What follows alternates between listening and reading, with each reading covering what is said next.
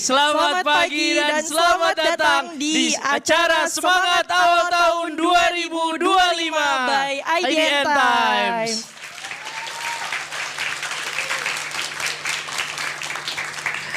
Saya Aji. Saya Fadia. Dan kami berdua adalah jurnalis IDN Times yang akan memandu jalannya hari pertama Semangat Awal Tahun 2025. Kami juga mengucapkan selamat datang di IDN HQ, induk dari IDN Times, the leading platform targeting millennial and Gen Z. Nah Fadia, ini kan suasananya masih tahun baru nih ya. Betul. Jadi kita masih bisa nih ngucapin selamat tahun baru. Apalagi program Semangat Awal Tahun ini kan dibikinnya di awal tahun biar semuanya semangat dan optimistis menjalani tahun yang baru. Benar Aji, atas nama IDN Times dan grup IDN kami mengucapkan selamat tahun baru 2025. Semoga kita makin sehat, makin sukses di tahun ini. Amin. Ada amin semuanya? Amin. Nah gitu dong. Oke, Aji biar semangat kita punya yel-yel. Ada. Boleh diajarin dulu yel-yelnya gimana? Ada, ini yel-yel udah saya siapkan dari 2019. Oh lama banget Jadi ya. memang udah visioner, saya futuristik ya. Jadi kalau saya bilang semangat awal tahun 2025, teman-teman atau hadirin bilangnya semangat dong, gitu ya. Yuk dicoba dulu. Coba dulu ya. Semangat awal tahun 2025. Semangat dong. Sekali lagi ya, semangat awal tahun 2025. Semangat dong. Oke, keren. tepuk tangan dong buat kita semua. Nah, sebagai informasi, Semangat Awal Tahun 2025 ini digelar selama 2 hari. Yaitu sampai hari Kamis 16 Januari 2025 dengan narasumber yang luar biasa, keren dan ahli di bidangnya masing-masing. Untuk lihat siapa aja mereka bisa dicek di media sosial IDN Times, terutama di Instagramnya @IDN_Times. Sudah pada follow atau belum? Mantap. Kalau belum follow, follow. Kalau udah follow, cek terus Instagramnya karena banyak giveaway-nya. Nah juga teman-teman bisa share kemeriahan acara ini dengan langsung mention IDN Times dengan hashtag SAT2025 dan mention Instagram IDN Times. Kami mengucapkan selamat datang kepada Ketua Dewan Ekonomi Nasional, Bapak Luhut Binsar Panjaitan, kepada Wakil Menteri Keuangan Republik Indonesia, Bapak Thomas Jiwandono. Selamat datang juga kami ucapkan Kepala BKF Kemenq, Pak Febrio Nathan Kacaribu. Sudah hadir di IDN Times. Tepuk tangan buat para narasumber kita hari ini. Oke teman-teman, saya ingin mengucapkan selamat datang kepada para tamu undangan, para pembicara dan juga sobat milenial and Gen Z. Mungkin di sini ada Gen Alpha juga ya. Karena tahun ini jadi lahirnya tahun Gen Beta. Nah, Gen Beta baru lahir, cuman nggak mungkin kesini ya, karena masih oe-oe kayaknya ya. Oke, hadirin sekalian kami juga ingin mengucapkan terima kasih kepada pihak-pihak. Kami mengucapkan selamat datang kepada Wakil Ketua Dewan Ekonomi Nasional, Ibu Mariel K. Pangestu. Terima kasih Ibu telah hadir. Hadirin sekalian, kami ingin mengucapkan terima kasih kepada pihak-pihak yang mendukung terlaksananya acara hari ini. Pertama kepada PT Pertamina Persero, Pertamina Energizing You. PT Danone Indonesia, Danone One Planet, One Health. PT Vale Indonesia Tbk, tidak ada masa depan tanpa pertambangan dan tidak ada pertambangan tanpa masa depan. Ini semua tergantung dari kita dan berawal dari kita semua atau starts with me. PT PLN Persero, PLN Mobile, semua makin mudah. PT Telkom Indonesia Persero Tbk, Telkom Indonesia Elevating Your Future. Dan PT Bank Syariah Indonesia Tbk, Beyond by BSI, semua jadi mudah. Tepuk tangan dong buat para sponsor kita. Nah sekali lagi kami ingin mengucapkan selamat datang secara khusus kepada Bapak Luhut Binsar Panjaitan selaku Ketua Dewan Ekonomi Nasional yang juga mendapatkan amanah baru dari Bapak Presiden Prabowo sebagai penasihat khusus Presiden urusan digitalisasi dan teknologi pemerintahan. Terima kasih ya Pak. Ini kali keduanya Pak Luhut mampir ke kantor IDN setelah sebelumnya tahun lalu ya, Fadia betul. ya. Jadi udah 2 kali ya. Semoga betah ya Pak sama suasananya dan semoga senang ketemu saya lagi Pak ya.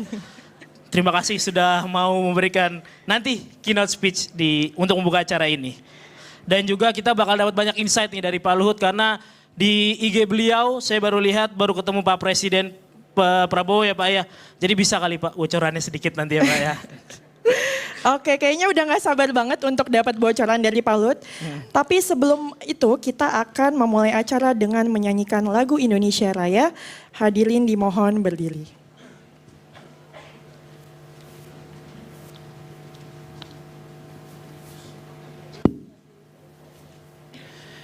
Menyanyikan lagu Indonesia Raya.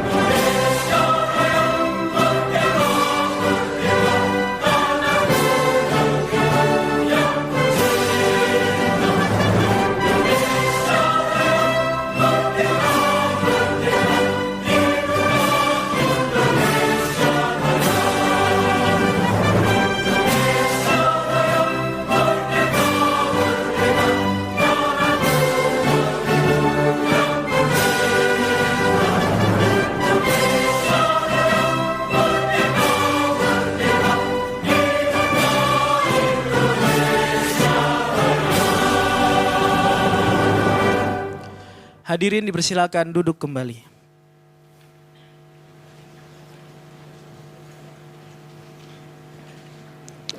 Selanjutnya kami akan mengundang pemimpin redaksi IDN Times, Mbak Uni Lubis, untuk menyampaikan sambutan pengantar sebagai tuan rumah acara. Kepada Mbak Uni, waktu dan tempat kami persilakan.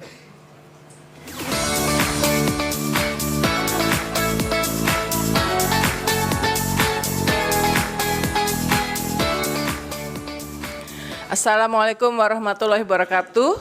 Selamat pagi, salam sejahtera, salam sehat buat semuanya.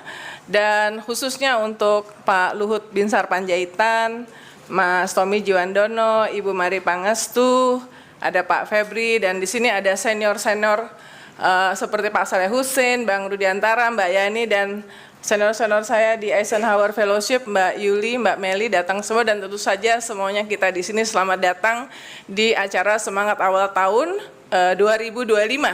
Dan ketiga beliau-beliau ini, Pak Luhut, Bu Mari, dan Mas Tommy ini yang tiga narasumber pembicara pertama yang langsung menyatakan bersedia untuk hadir di sini. Jadi kami bersyukur, terima kasih sekali lagi.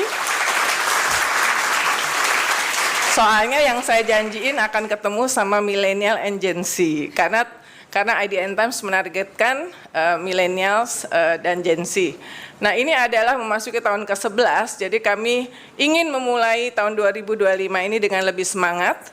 Acara 2 hari ini ada 8 pembicara, 8 sesi, ada 8 sesi, kemudian 8 tema, dan 23 pembicara. Kebetulan 88 nih Mas Tommy, jadi Astacita. Dan memang inspirasinya dari Astacita, meskipun memang hari ini heavy ke tema ekonomi dan bisnis, investasi, meskipun kita sama-sama tahu juga sebetulnya bahwa keputusan-keputusan ekonomi, bisnis, dan investasi adalah keputusan politik, benar nggak? Tapi nggak usah dibahas. Nah, ada 8 tema yang kita akan bicarakan selama 2 hari ini.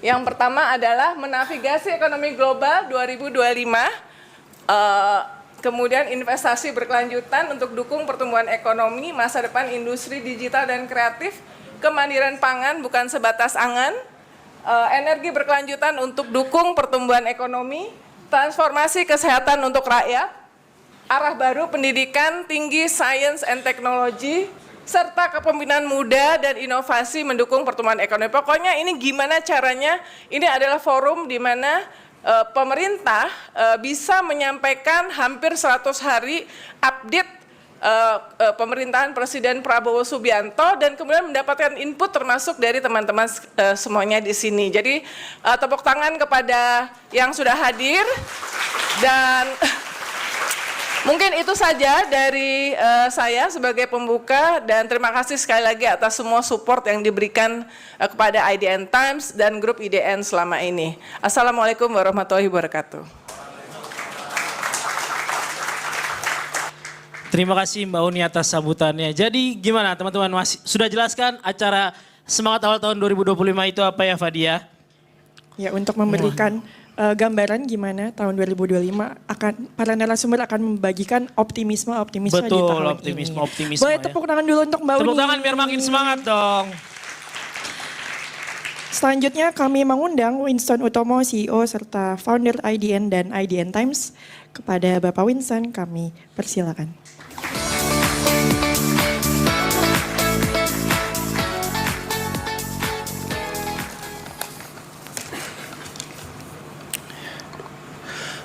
Selamat pagi semuanya, selamat pagi hadirin yang saya hormati. Selamat pagi Pak Luhut Binsar Panjaitan selaku Ketua Dewan Ekonomi Nasional, Bu Mari Pangestu selaku Wakil Ketua Dewan Ekonomi Nasional, dan juga utusan khusus Presiden Bidang Perdagangan dan Kerjasama Multilateral, Pak Tommy Jiwandono selaku Wakil Menteri Keuangan, Pak Febri, tokoh-tokoh senior, Pak Rudiantara, Pak Salehusin, dan semua hadirin yang saya hormati dan banggakan. Selamat datang di rumah kita bersama, selamat datang di IDN, dan selamat datang di acara pada hari ini yaitu Semangat Awal Tahun 2025 by IDN Times. Pertama-tama saya mengucapkan terima kasih kepada Tuhan Yang Maha Esa mengumpulkan kita semua di sini. Terima kasih juga kepada semua pembicara, narasumber, sponsor, partner, dan tentunya tim kita yang telah bekerja keras untuk mewujudkan acara ini. Tahun 2025 ini memasuki tahun ke-11 dari IDN. Kita memulai perjalanan kita 8 Juni 2014, jadi sekitar 10,5 tahun yang lalu. Dan produk pertama kita yang kita luncurkan 8 Juni 2014 itu adalah IDN Times. Jadi waktu itu konsep kita adalah tesis kita dua. Bagaimana kita fokus pada membuat produk untuk Indonesia, dan yang kedua adalah fokus ke generasi muda. Jadi kata milenial itu baru populer kalau kita lihat di Google Trend 2017. Kita 2014 sudah benar-benar one-liner kita adalah the media for the millennials. Kata Gen Z baru populer di 2020-2021. 2016 kita udah shift our target, kita fokus ke generasi Z. Kenapa kita percaya pada dua generasi ini? 5 tahun dari sekarang, di tahun 2030, generasi muda Indonesia akan generasi produktif Indonesia akan sekitar 68% dari populasi Indonesia, di mana hampir semuanya akan didominasi oleh generasi milenial dan generasi Z. Jadi tesis kita adalah bagaimana kita bisa berkontribusi ke Indonesia melalui generasi mudanya, karena generasi muda ini yang bakal menjadi pemimpin-pemimpin Indonesia di masa mendatang. Sekarang inilah ekosistem IDN. Kita bermula pada digital media kita, yaitu IDN Times. Setelah itu kita mencoba merambah beberapa vertikal lainnya, seperti ada yang perempuan Pop Bella, ada Pop Mama untuk parents. Kita juga ada yang business topik seperti Fortune, dan juga ada cooking seperti Yummy. Setelah itu kita masuk ke yang kedua, live streaming. Nah, live streaming ini sekarang tren yang sangat besar di Indonesia. Di Indonesia khususnya masih kepakai di dunia gaming ya. Tetapi kalau kita lihat di China, di Korea, di Jepang, semuanya sudah live streaming. Live streaming itu tidak hanya untuk live shopping, tapi juga live entertainment. Dan itu salah satu yang kita buat sendiri aplikasinya, dan kita probably the only local atau Indonesian company yang menciptakan aplikasi live stream sendiri. Kemudian kita ada entertainment, kita membuat film, layar lebar, kita membuat film untuk Netflix juga. Kita juga ada JKT48, our idol group. Kita ada banyak music festival seperti salah satunya adalah Pesta Pora yang di G-Expo yang 100.000 orang lebih yang kita undang di acara tersebut. Dan terakhir kita ada creators business, ya ini sangat bertumbuh pesat. Jadi Indonesia itu salah satu key drivernya adalah the social media user kita sangat besar. TikTok kita nomor 2, Instagram kita juga top 3, X kita juga top 3 gitu. Jadi bagaimana kita memfasilitasi mereka dan membuat mereka earn more income itu menjadi salah satu fokus kita di IDN. Jadi inilah adalah ekosistem kita di IDN. Visi kita adalah bagaimana menjadi sebuah platform untuk generasi muda Indonesia. Jadi itu adalah tesis kita sejak 10 tahun lalu sampai sekarang dan seterusnya. Itu aja teman-teman semua. Saya percaya jika kita semua generasi muda terus bergerak, berkarya, ya, kita terus bertanya kepada diri kita, bukan apa yang Indonesia berikan kepada kita, tapi apa yang kita bisa berikan kepada Indonesia. Saya yakin Indonesia mimpinya, Indonesia emas 2045 menjadi negara maju, menjadi the 4th biggest economy in the world, itu tidak saja menjadi sekedar angan, tapi bisa menjadi sebuah kenyataan. Terima kasih sekali lagi saya ucapkan kepada seluruh hadirin yang hadir. Semoga acara dalam 2 hari ke depan dapat memberikan banyak manfaat untuk kita. Dan selamat menikmati semangat awal tahun 2025 by IDN Times.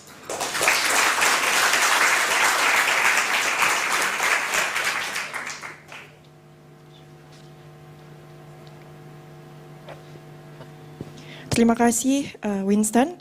Tadi teman-teman udah dapat ya bocoran tentang perkembangan IDN selama udah gede ini. banget kita ya, Fatih, udah 11 tahun ya. Hampir 11 tahun. Udah mau SMP kalau bocah Udah mau kecil SMP, betul. Aji biar semangat, kayaknya perlu pantun dulu ya. Oh jelas, ini mah selalu pantun. Belajar sama Pak Sandiaga saya. Ini kan. Oke. Tolong boleh cakepnya ya teman-teman semua ya. Pak Luhut boleh cakep ya Pak ya? Boleh Pak ya. Anak kecil pergi dituntun. Cakep. Tiba-tiba merajuk minta delima. Cakep. Menarik ikutan semangat awal tahun bersama IDN Time Songsong 2025. Tepuk tangannya dong. Oke, selanjutnya kami sambut Ketua Dewan Ekonomi Nasional Bapak Luhut Binsar Panjaitan untuk menyampaikan pidato sekaligus membuka acara semangat awal tahun 2025 by IDN Times. Kepada Bapak Luhut, waktu dan tempat kami persilakan. Assalamualaikum warahmatullahi wabarakatuh. Yang tuan rumahnya mana Mbak Uni? Oh, kita semua datang ini karena Uni ini. Jadi Uni ngundang kita dan begitu beliau ngundang saya langsung bilang iya. Karena saya tahu pasti Uni ngatur sesuatu yang baik untuk Indonesia. Saya diminta untuk memberikan mengenai tantangan dan harapan mengawal pembangunan nasional menuju Indonesia Emas. Sebenarnya orang banyak nanya bisa nggak, tapi makin hari saya ke sini, saya lihat makin yakin saya itu bisa kita lakukan. Karena kita ada lihat polanya. Jadi pengalaman saya selama 3 kali Menko dan Kepala Staf Presiden dan beberapa puluh jabatan-jabatan kerjaan itu membuat bangsa ini bisa kok. Asal ada pemimpin yang kuat dan memberikan contoh yang baik. Dan juga konsistensi kita. Kalau Anda lihat slide, saya ini ada slide ya. Ini mudahkan, kita harus tumbuh 7-8%. Orang tanya, bisa nggak? Saya kemarin diundang 2 minggu yang lalu di Street Times mengenai ini. Saya jelaskan, sangat doable dalam perjalanan saya lihat. Dan ini eranya Anda yang nanti bermain, karena 2045 20 tahun lagi. 20 tahun lagi saya pikir saya udah check out lah. Ya, jadi kenapa saya katakan begitu? Saya cepat saja bicara karena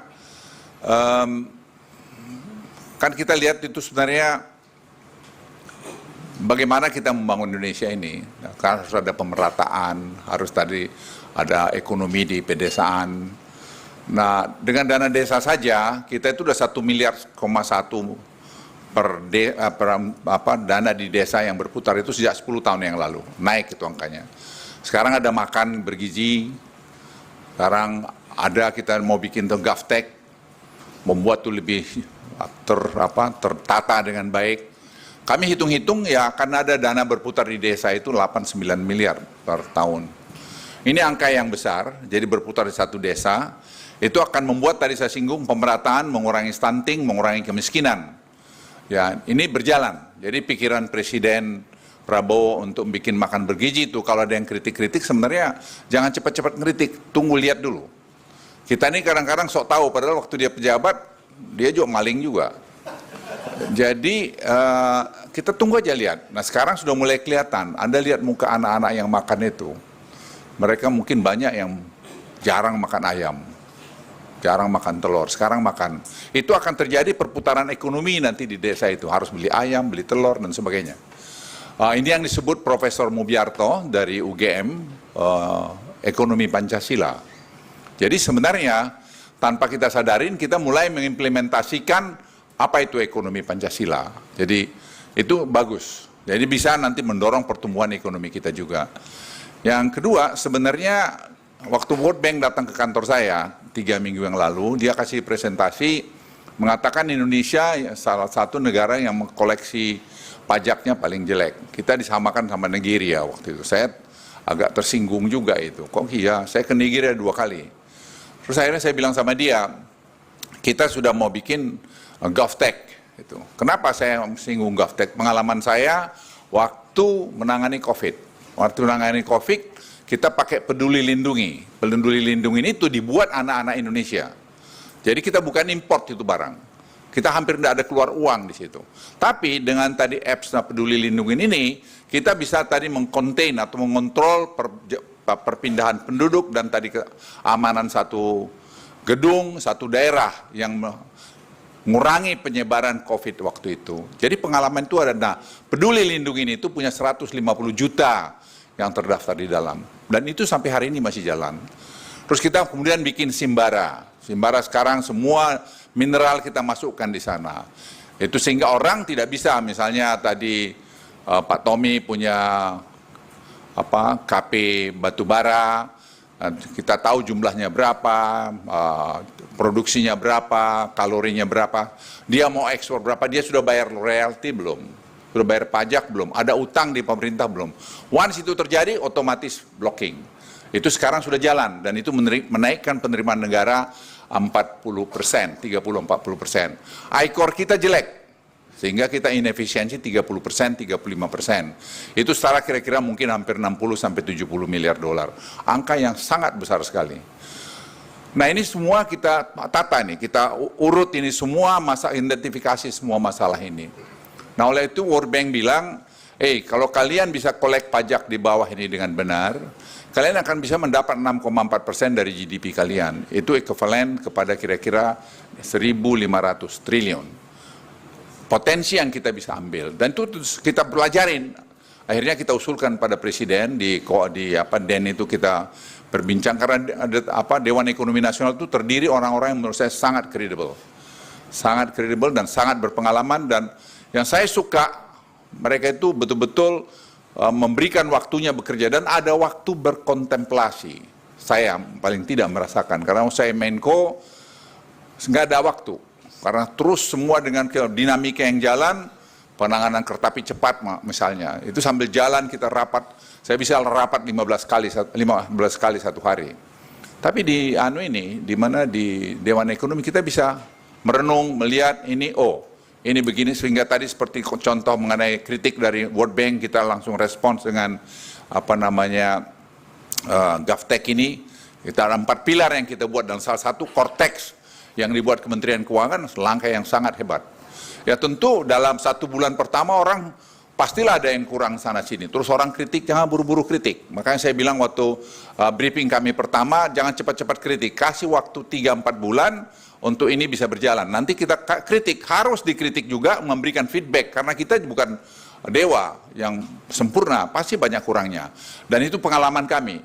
Tapi kemarin saya beri contoh sama Anda, kami bertemu dengan tim dari Kementerian Keuangan, dan kita sharing, dan semua saling memahami, dan kita punya spirit untuk bisa membuat ini jadi. Nah kembali tadi mengenai GovTech, GovTech itu sekarang didesain bersama-sama, ada 300 anak-anak muda Indonesia yang ada di Peruri, dan itu juga yang dulu membantu kita waktu di COVID, dan sekarang mereka di sana, dan saya udah ketemu mereka, saya tanya, kalian bisa nggak membuat ini semua? Saya ceritalah. Bisa. Terus saya bilang sama mereka lagi, sekarang ini kan kita mencari siapa yang tidak bayar pajak ini. Kan kita mau yang 4,8 miliar rupiah ke bawah, itu kan sensitive matter. Kita mesti lihat baik-baik, mesti kepala dingin melihat ini. Jangan nanti menimbulkan masalah pula. Bisa nggak kita nyari dulu? Kita masuk dulu semua ke dalam, jangan terus langsung dipajain. Mereka bilang bisa. Jadi kalau kita dapat bisa, karena kita berpikir, nanti kalau masuk kita kasih aja kur, duitnya banyak, kan efisien. Anda bisa bayangin ya 500 triliun ya apa namanya bantuan langsung, itu hanya 250 triliun yang sampai dengan benar. Jadi tidak targeted. Nah sekarang dengan tadi AI ini, kita akan mau membuat itu targeted dan membuat Indonesia ini akan lebih hebat lagi ke depan. Dan itu semua kita udah bicara dengan berbagai pihak, itu sangat hebat. Kemarin kami punya, DEN itu punya 5 advisory board, global advisory board. Salah satunya terlalu Ray Dalio. Kita kemarin Zoom sama Ray Dalio. Yang saya tertarik, dia bilang, sekarang itu perang itu udah berubah. Bukan hanya perang tembak-tembakan aja, tapi perang chip. Jadi orang yang produksi chip ini sekarang kalau dia tidak kasih chip, itu kan macam-macam, ada high end, ada middle, and low end. Itu kita mati. Kita sekarang ini mulai ketinggalan ini, menurut dia ingatkan. Dia bilang hati-hati Indonesia ini bisa ketinggalan. Dan kita bisa ketinggalan dengan Johor, yang sekarang membuat jadi special economic zone. Mereka nyontoh dari kita, tapi mereka memberikan insentif lebih bagus lagi. Kita ini kadang-kadang berpikirnya, saya bilang sama Febrio nih, Feb, lu mintanya untung melulu. Orang kasih juga dong untung. Jadi hidup ini nggak bisa dong hanya untung doang. Jadi family office, kita lambat, sekarang mereka udah buat. Mereka udah buat, karena ada duit banyak yang mencari tempat singgah yang dia merasa aman. Dan si Ray Dalio bilang sama saya tadi kemarin malam, dia bilang, Pak Luhut, Bali, why not Bali? Bali is the size of Singapore. Make it Bali like Singapore. Jadi regulasinya, inkonsistensi regulasi di kita masih banyak. Maaf pemimpin-pemimpin kita yang tidak konsisten. Hari ini bilang ini, besok bilang begitu. Itu tidak boleh. Saya sudah lapor Presiden, saya bilang Pak Presiden, ini yang harus diperhatikan. Kenapa? Kemarin ada menteri dari Singapura datang ke saya. Dia juga dengan bahasa Inggris yang sangat halus, mari yang dampingin saya, menyampaikan komplain dia. Bagaimana kalau kita kan sudah begini-begini kok ada suara begini. Saya bilang, don't worry, when we promise, we're going to deliver our promise. Don't worry about this. Jadi apa yang saya ingin sampaikan pada Anda? Potensi yang saya gambarkan tadi banyak sekali yang bisa membuat Indonesia ini lebih bagus.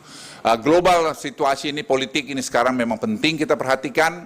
Anda tahu bahwa sekarang gas yang dikirim ke Eropa mulai mau dikurangin dan mereka alihkan ke Cina, itu kan merubah nanti bagaimana keadaan geopolitik di dunia ini. Dan kita senang sekarang kelihatan bahwa ceasefire akan terjadi di mana, di Gaza. Dan tadi malam saya ketemu dengan beberapa orang dari Eropa yang dia minta Indonesia untuk terlibat nanti membantu rumah sakit anak-anak di Gaza, yang nanti saya mau laporkan Presiden untuk kita nanti deploy, karena ada 13.000 kata Bu Maria, 23.000 anak-anak yang memerlukan misalnya kaki palsu, tangan palsu dan sebagainya, dan itu berkembang. Dan saya pikir saya nanti akan sarankan Presiden untuk itu nanti Indonesia juga membantu, yang konkret kita bantu. Jadi saya kira itu satu, keadaan geopolitik saya sudah singgung, kita juga belum tahu bagaimana di Amerika dengan tarifnya si Trump ini, dia mau sampai berapa jauh.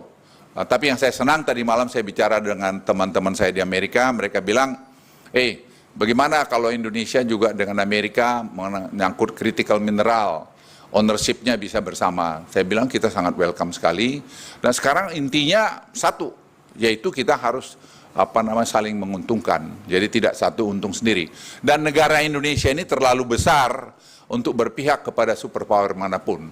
Dan apalagi dengan kondisi kita sekarang ini, itu saya kira sangat penting kita pahami, kita tidak perlu berpihak kemana-mana. Kita harus menentukan maunya kita. Seperti BRICS.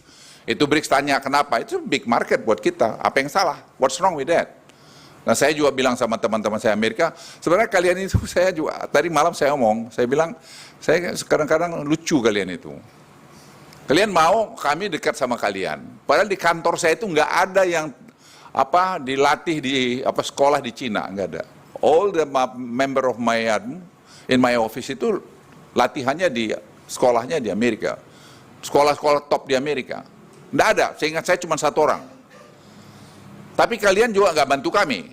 Kalau kami pengen ke sini kalian marah, kami kan harus survive. Ya kami harus survive, nggak bisa dong. Saya bilang don't blame us, blame your policy. Jadi saya bilang kalau nanti pemerintahan baru ini, policy kalian itu, masa kalian datang berkunjung ke negara yang tetangga yang kecil aja dari kami. Kalian nggak lihat Indonesia, tapi oke lah, tapi jangan marah kalau kami juga nanti berpedagang dengan tempat lain. Dan saya juga ingin sampaikan teman-teman sekalian, saya sampai pada kesimpulan, tidak ada negara maju, saya ulangi ya, tidak ada negara maju yang ingin negara berkembang jadi negara maju. Itu Anda pegang. Jadi we have to survive. We have to do it by our own. Itu menjadi penting. Kenapa? Kita kalau satu level sama dia nggak bisa dikte-dikte kita lagi. Ya, kita penghasil palm oil terbesar di dunia, dia masih atur dengan segala macam. Kok dia yang nentuin? Kok dia yang nentuin? Kita nggak bisa itu. Jadi saya sudah minta pada Anda sekalian, kita jangan ragu-ragu bahwa negara ini negara besar, kita bagus, dan saya kira dengan leadership yang sekarang, ya Presiden Prabowo itu di-quote siapa paling banyak pidatonya, sekarang tinggal kita bicara eksekusinya aja. Dan kemudian kalau kita lihat pertumbuhan ekonomi dunia ini juga kurang optimal, inflasi mulai meningkat, Amerika mulai naikkan suku bunga sehingga dolarnya menguat, ya rupiah kita tentu agak kena, dan kita saya kira kemarin di DEN kami udah mulai diskusi bagaimana apa polisi kita untuk ini, dan saya katakan tadi mungkin DEN ini yang menjadi bagian yang penting daripada proses pengambilan keputusan dari Presiden, karena sempat di sini dilakukan pengkajian yang dalam. Kemudian volatilitas dari keuangan global meningkat, seluruh juga mata uang global terdepresiasi. Kalau kita lihat rupiah sebenarnya, kalau lihat persentasenya kita masih lumayan sebenarnya. Nah, tapi langkah-langkah dari DEN, karena banyak pakar-pakar di sana saya lihat, dan juga kita dengar pendapat seperti dari Redalio tadi malam, dia mengatakan kalau kalian konsisten dengan policy kalian, Indonesia itu tetap masih menjadi tujuan investasi yang terbagus. Jadi dia minta seperti family office, terus kemudian special economic zone. Kita juga tadi mengenai semiconductor, kita bicara yang nggak usah yang high end, kita bicara low end. Saya bicara teman saya, istrinya Sehat Sutarja yang tadinya mau masuk ke ITB, dia membuat industri di ITB, tapi kita kurang merespons sehingga dia terlambat dan dia meninggal. Dan saya minta istrinya sekarang kita approach, dia mau apa? Saya balik pertanyaannya. Jadi mau apa? Nanti kita siapkan. Nah, mau tetap di ITB, kalau perlu kita bikin ITB Special Economic Zone khusus untuk tadi semiconductor. Karena kalau tidak ada langkah-langkah yang agresif, kita akan ketinggalan. Nanti negara tetangga kita akan lebih maju. Kita tidak mau begitu. Karena ini juga banyak di antara Anda nanti akan memainkan peran ini. Saya kira itu, dan hutang kita juga saya kira paling rendah. Kalau kita global, kita lihat hutang udah dari 100% negara-negara maju itu, dari GDP dia, kita masih 38, sekian persen, angka yang sangat-sangat masih bagus sekali.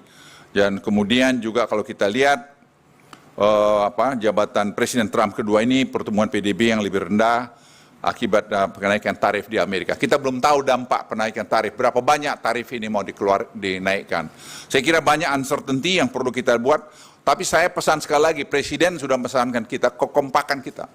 Kita harus bersatu dengan keadaan situasi global yang tidak bagus ini.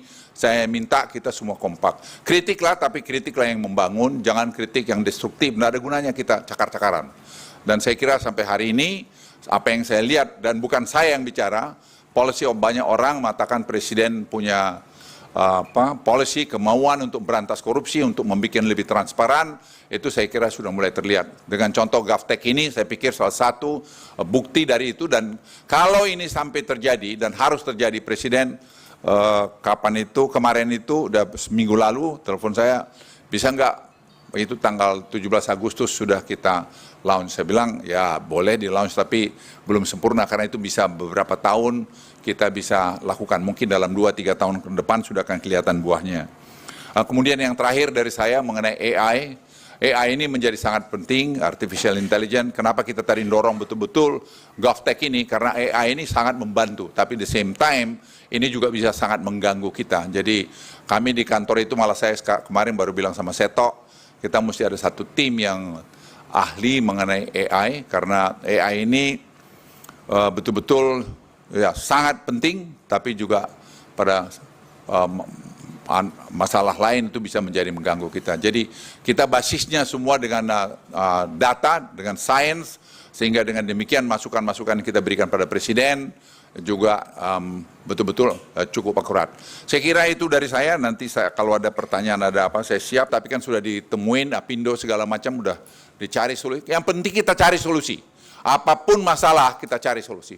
Kalau nggak ada masalah di sorga aja nanti kau. Tapi kalau masih ada masalah, masih di dunia ini pasti ada masalah, jadi ya jangan terus buru-buru pesimis, cepat kita lihat aja.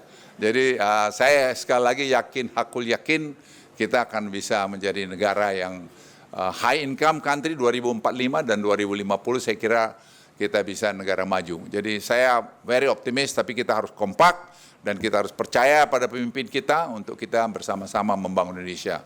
Wassalamualaikum warahmatullahi wabarakatuh. Waalaikumsalam. Terima kasih Pak Luhut. Pak Luhut, Mohon izin tetap di tempat Pak. Depan dulu Pak. Dalam kesempatan ini kami ingin menyampaikan penghargaan dari IDN Times kepada Pak Luhut, yaitu IDN Times Inspiring Newsmaker 2024. Atas kontribusi Pak Luhut selama 2024 sebagai Menteri Koordinator Bidang Maritim dan Investasi Republik Indonesia.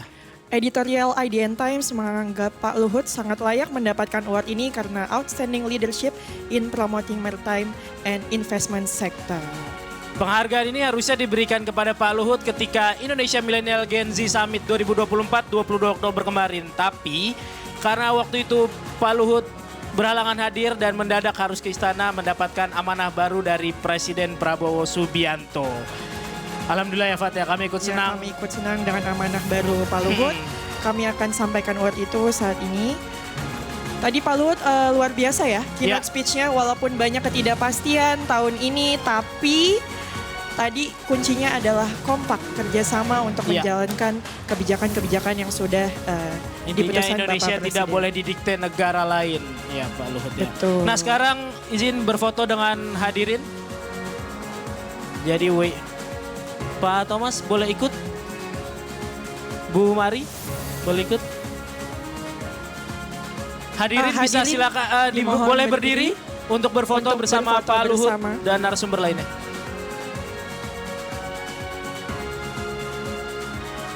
Oke, senyum yang lebar.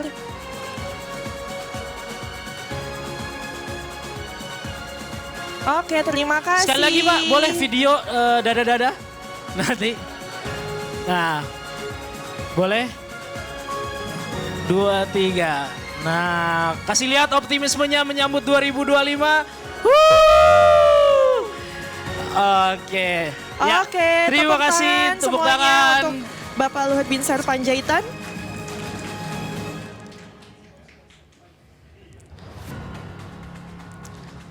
Iya.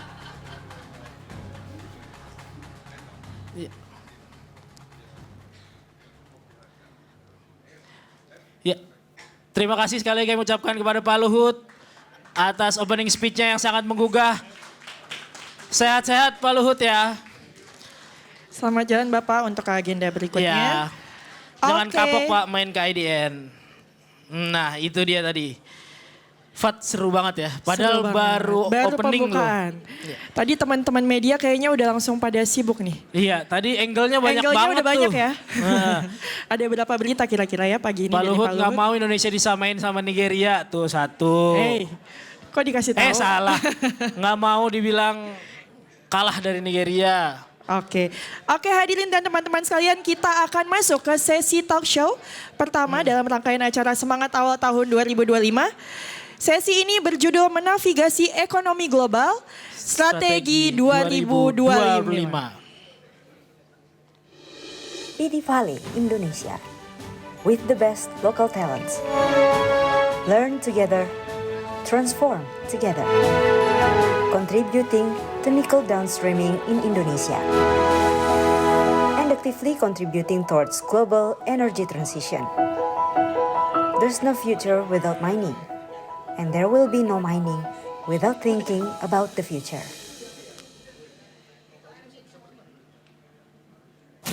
Ini cerita akselerasi kita yang selalu aja ada tantangan pas kita lagi melesat. Berat banget ya. Mau nyerah aja. Enggak kan? No lah, big no. Bagus. Ini waktunya akselerasi. Makin banyak tantangan, makin banyak jalan. Ya nggak sih? Yoi! Asal... Niat! Nah gitu. Kalau mau berakselerasi itu harus rame-rame. Serame ini. Yes! Mantap! Menyala bangku. Yeah! Gak cuma sekedar wujudin mimpi, tapi ciptain inovasi. Semangat akselerasi ngedorong kita untuk terus berkolaborasi, biar ngasih impact positif buat bangsa Indonesia. Ayo, wujudin swasembada energi dengan terus berakselerasi tanpa henti. Pertamina, energizing the acceleration, energizing you. Ibu teriak ke semua, here's come the real doom. Oke semua saatnya, untung lihat PLN Mobile, langsung masalah babai. Hey bu, bisa beli 10.000. Di ruang lain lagi seru bapak nonton Korea. Tak lupa juga drama bikin hati sedih. Tak lama listrik mati, hati takkan sedih. Report online bright, masalah pun ada solusi. Kakak sibuk menata semua bilik, bikin kepala jadi makin rungsing. Coba deh fitur selfie sama billing, gue yakin lo puas tanpa ada pusing. Lagi boring, ajak maba aja cil. Mau seru kok tapi lagi santai aja men, buka PLN Mobile, pasang internet, mabar nggak pakai macet. Apapun masalahmu, token listrik habis Jo, atau mau BM, belanja di marketplace Jo. Semua mudah tanpa drama, PLN Mobile. Kenalin, Bion, aplikasi baru dari Bank Syariah Indonesia yang memudahkan segala transaksi. Buka rekening, tinggal selfie aja. Bayar ini itu, bebas ribet. Dan juga berbagi. Diingetin. Bion bisa juga ngingetin kewajiban. Dari mulai ibadah sampai wisata religi. Bion, aplikasi yang bikin semua jadi mudah. Download sekarang. Naik, naik, meraih cita. Tinggi, tinggi sekali. Naik, naik, meraih cita untuk Indonesiaku. 59 tahun, kita terus berbenah. Dikawal oleh... Sesi pertama ini menghadirkan dua pembicara yang paten banget nih Fadia dan juga teman-teman. Yang pertama ada Bapak Thomas Jiwandono selaku Wakil Menteri Keuangan Republik Indonesia. Tepuk tangan teman-teman. Dan yang kedua nggak kalah paten nih Ibu Mari Elka Pangestu selaku Wakil Ketua Dewan Ekonomi Nasional sekaligus utusan khusus Presiden Prabowo Subianto bidang perdagangan internasional dan kerjasama multilateral. Oke, sesi ini akan dipandu oleh Mbak Uni Lubis selaku pemimpin redaksi IDN Times. Haji, Nah, sebelum kita mulai yel-yel dulu. Iya. Boleh ya, tadi masih ingat ya teman-teman? Masih ingat? Oke. Yel-yelnya ya, semangat awal tahun 2025. Semangat dong. Oke, kita serahkan ke Mbak Uni. Silakan Mbak Uni. Baik, terima kasih Aji dan Fadia dan juga teman sekalian. Di sini juga ada Bapak Ibu Direksi Arta Graha dan beberapa korporasi, ada Mbak Kristina juga. Barusan beberapa juga datang, jadi salah satunya adalah penasaran pengen ketemu sama Wamenkyu nih, Mas Tom ya. Sosok baru. Nah, tadi kita sudah dapat pendahuluan dari Pak Luhut dan jadi entry-nya udah enak ke sesi yang saat ini menavigasi ekonomi global 2025. Saya melihat Mas Wamenkyu ini juga langsung ke G20, ke beberapa acara multilateral dan tentu saja mendapatkan perspektif ya apa yang sebetulnya harus dilakukan oleh Indonesia dengan situasi yang tadi digambarkan oleh Pak Luhut ya.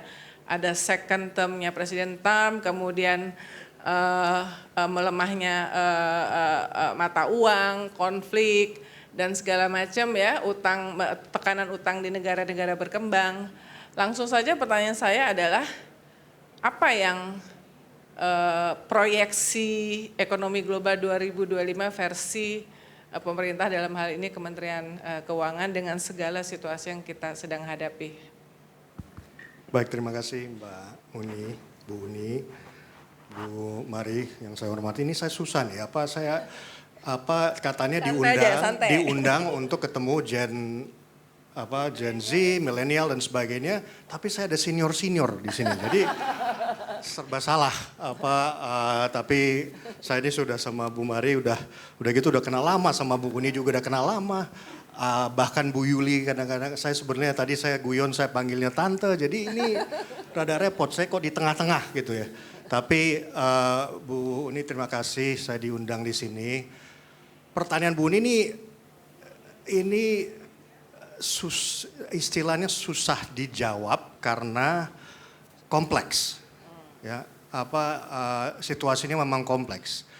Jadi kalau boleh saya mulai dengan kayak alur, mungkin saya mau jelasinnya bagaimana ya.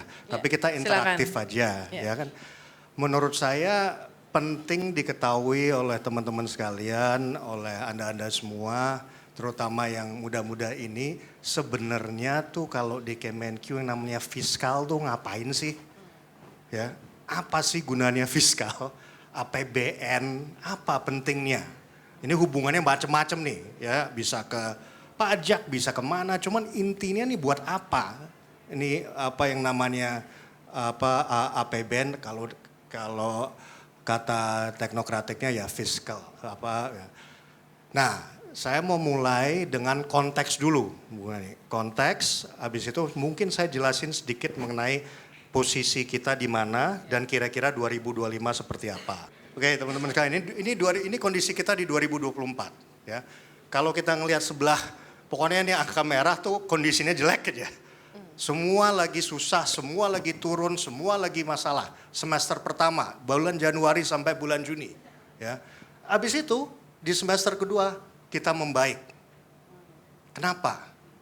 Pertama, kondisi ekonomi global yang dikatakan Bu Uni tadi. Ini Bu Maria sebenarnya lebih tahu dari saya dari segi kondisi makronya ya. Keadaannya sangat-sangat berat. Ya. Ini banyak informasi nih, tapi intinya ini ada urusan geopolitik, ada urusan El Nino to climate issues, ada urusan di China, harga dan sebagainya dan seterusnya. Ya. Kondisi global saat itu tidak baik. Ya. Tapi kita berhasil di tahun 2024 di dalam posisi yang lebih baik. Ya. Nah, kenapa? Disinilah saya kembali ke perannya fiskal dan perannya APBN. APBN itu di negara apapun itu menjadi, kalau bahasa kerennya tuh shock absorber. Kalau ada sesuatu yang gonjang-ganjing, disitulah fiskal kita membantu. Jadi pas saat ini turun, fiskal kita membantu. Apakah itu kalau kondisi ini Bu ini waktu Bu ini tahu lah waktu pandemi itu kan bansos dan segala macam itu contoh-contoh konkret aja untuk supaya kita tetap berpegangan. Itu adalah esensi dari suatu fiskal. Tapi fiskal itu harus sehat. Kalau nggak sehat, waduh, udah. Kira-kira gitu. Ya. Nah ini 2024. Poinnya adalah fiskal memberi suatu peranan penting supaya pas saat kita lagi berat itu kondisi kita tetap bisa dijaga. Ya, dan akhirnya kita sampai di posisi 2024 yang lebih baik. Nah, setelah itu saya mau ngasih slide satu lagi deh. Sebelum saya ini ya kembali ke Bu ini ya. Karena ini poinnya adalah ke posisi kita di mana nih kira-kira untuk tahun depan ya Bu ya. Nah oke. Mungkin slide berikutnya Bu. Slide 3. Nah ini kita mencoba menggambarkan kondisi kita sebetulnya di akhir kuartal terakhir dan kira-kira sampai kemana di 2025. Dua hal, kalau dari segi ekonomi, inflasi terjaga, kan inflasi kita rendah sekali, di bawah 2%, dan ini sudah lumayan stabil lah dari beberapa tahun yang lalu. Dan ini yang selalu menjadi masalah, ini salah satu pembahasan saya di Apindo sama Bu, ini urusan manufacturing. Kenapa manufacturing penting? Itu memberikan suatu paling banyak ya pekerja lah kira-kira di situ. Kalau manufacturingnya baik,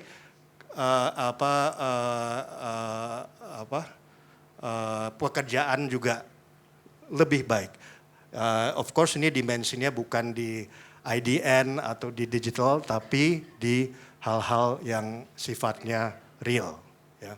Nah, kalau kita melihat ini, ya, artinya fiskal kita itu yang, kalau di Kemenq tugas kita adalah menjaga fiskal itu Bu. Ya, jadi, nah kami merasa dengan data-data ini terakhir bahwa fiskal kita baik.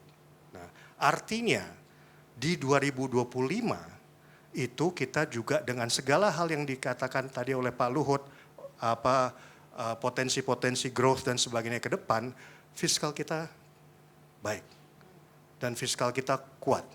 Ya, tentunya nggak bisa terus, ya kita harus selalu berhati-hati. Kalau bos saya Bu Sri Mulyani selalu mengingatkan waspada, waspada, waspada, karena fiscal space itu tidak gampang di manage, ya.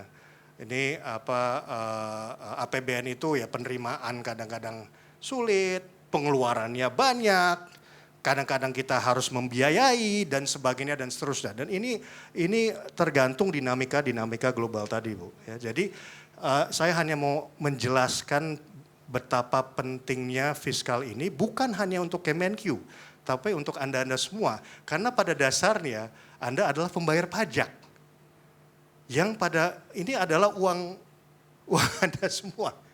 Ini yang membantu suatu pergerakan ekonomi dan membantu memberi fondasi supaya apa yang dikatakan Pak Luhut itu bisa tercapai. Tentunya tidak cukup Bu. Kita perlu investasi, kita perlu segala, ini nggak cukup. Ini cuman fondasi aja. Tapi kalau tidak ada ini, yang lain itu juga repot. Jadi saya kira-kira gitu dulu Bu, ya supaya. Terima kasih Mas Wamenkyu. Bu Mary, karena ini langsung aja perlu investasi ya. Jadi karena situasi dunia, biasanya kalau situasi dunia sedang tidak baik-baik saja, kecenderungannya adalah inward looking. Memikirkan diri sendiri ke dalam, padahal misalnya Indonesia pengen banget investasi untuk mendukung pertumbuhan ekonomi bertahap ya, 6%, 7%, 8% di 2029. Kemudian kita selama ini growth-nya driven by consumption mungkin 53%. Nah kalau dunia yang seperti ini apakah akan bisa mendorong upaya untuk mencapai pertumbuhan ekonomi termasuk misalnya dalam konteks investasi Bu? Ya mungkin kita mesti melihat bagaimana kita mengantisipasi tantangan global tadi yang digambarkan dengan sangat komprehensif oleh Pak Luhut, tapi juga melihat kesempatan. Ya. Jadi mungkin kalau kita fokus ke investasi, apa yang terjadi kan tadi digambarkan akan geopolitiknya, dan kalau kita lihat perang dagang antara Amerika dan Tiongkok akan meningkat mulai tahun ini dengan Trump 2.0, itu menjadi kekhawatiran utama sih sebetulnya dari para investor. Dan saya baru tadi pagi baca Conference Board itu adalah suatu organisasi yang melakukan survei terhadap dia melakukan banyak hal, tapi salah satunya survei 1.700 perusahaan di seluruh dunia. number one kekhawatiran adalah perang dagang. Ya, dan itu naik 2 kali lipat daripada sebelumnya, sekitar hampir 50%. Put that as number one. Number two, 75% mengatakan mereka harus mencari atau merubah supply chain-nya. Jadi untuk lebih resilient terhadap geopolitik, terhadap macam-macam ketidakpastian yang terjadi. Dan dari 75% yang mengatakan akan harus memperhatikan supply chain, terutama di yang basisnya di Southeast Asia, 90% mengatakan harus memikirkan bagaimana merubah supply chain yang ada. Ya, karena itu sebenarnya mengantisipasi kita nggak mau dikenakan tarif oleh Amerika. Jadi banyak menghindar tarif dengan membangun supply chain yang mengurangi komponen Tiongkok ataupun meningkatkan komponen non Tiongkoknya. Kira-kira begitulah ya ilmunya. Nah, bagaimana respon yang akan mereka lakukan untuk antisipasi supply chain ini? Pertama adalah ini surprising, saya baca surveinya surprising, tapi tidak surprising kalau kita lihat AI dan digital sebagai salah satu perubahan yang niscaya lah yang sudah terjadi. Ternyata respon pertamanya adalah menggunakan AI dan digitalisasi lebih banyak untuk memperbaiki supply chain dia, meningkatkan lebih efisien dan seterusnya. Saya bisa bayangkan dengan AI mungkin mereka bisa tahu ya kalau mereka karena ada kaitannya dengan respon kedua yaitu diversifikasi lokasi ya. Jadi dia bisa mengantisipasi, oh di sini kena tarif, di sini lagi diserang karena dia masuk BRICS atau gimana gitu ya. Dia bisa cepat merubah sourcing maupun productionnya. Itu asumsi saya. Karena yang respon keduanya adalah diversifikasi lokasi. Jadi ini adalah opportunity buat Indonesia untuk menarik investasi, tapi tidak hanya investasi, oke kita mau investasi dari sini. Kita mau mesti menarik investasi di supply chain. Jadi kalau ada satu yang masuk, dia menarik yang lain gitu loh ya. Ini sebetulnya kalau tadi manufacturing yang disebut Mas Tommy, gimana manufacturing yang kalau kita mau tarik misalnya mau menggunakan contoh Apple, kalau ada supplier Apple yang masuk tetapi dia membawa supply chain-nya. Jadi kita jangan targetkan hanya kita harus sekian persentasi dari local content-nya, tapi bagian mana dari supply chain itu yang kalau kita tarik masuk awalnya dia akan membawa rombongannya gitu kan. Ya, jadi itu sebetulnya menurut saya kiat dari mengantisipasi ke depan karena terus terang kita kalau bandingkan dengan Vietnam dan negara lain kita masih belum lengkap ya. Red carpet tadi kan Pak Luhut menyebut contoh dari chip ya. Jadi ini mungkin kesimpulannya adalah ya kita pemerintah baru 3 bulan di dalam waktu dekat dan dalam ke depan bagaimana melakukan diregulasi, reformasi untuk memperbaiki iklim investasi dan menjadi lebih strategis di dalam mengidentify investment mana yang kita ingin tarik dari mana, di sektor mana untuk sebetulnya menarik supply chain, menciptakan lapangan pekerjaan dan seterusnya ya. Dan mungkin opportunity lain, ini poin saya yang terakhir karena kita bicara investasi dan kaitannya juga dengan perubahan yang kita hadapi secara global, yaitu perubahan iklim. Ya kita